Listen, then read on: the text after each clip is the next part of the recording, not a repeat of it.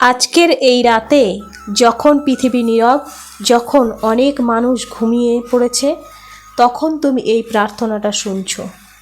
এটা কোনো কাকতালীয় ঘটনা নয়। আজ রাত 12টার আগে যদি তুমি মন খুলে ঈশ্বরের কাছে যাও, তাহলে এমন দরজা খুলবে যেটা তুমি অনেক দিন ধরে বন্ধ দেখতে পাচ্ছিলে। হে স্বর্গীয় পিতা, আজ এই রাতে আমরা তোমার সামনে মাথা নত করছি।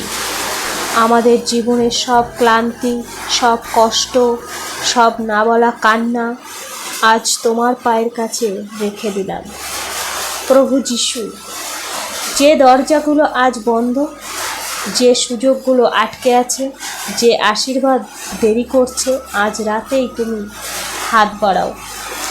যারা টাকা পয়সার অভাবে ভেঙে পড়েছে, যারা কাজ পাচ্ছে না, যাদের সংসারে শান্তি নেই, যারা ভিতরে ভিতরে কাঁদছে, প্রভু আজ রাতেই তাদের জীবনে আলো দাও। তোমার বাক্য বলে, চাও দেওয়া হবে, খোঁজো পাবে। আজ আমরা বিশ্বাস নিয়ে চাইছি, কারণ আমরা জানি এই প্রার্থনা বৃথা যাবে না। এই রাত আমাদের জীবনে মোড় ঘুরিয়ে দেবে। এই রাত আশীর্বাদ বয়ে আনবে।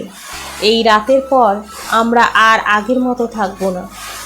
যিশুর নামে প্রার্থনা করলাম, আমেন।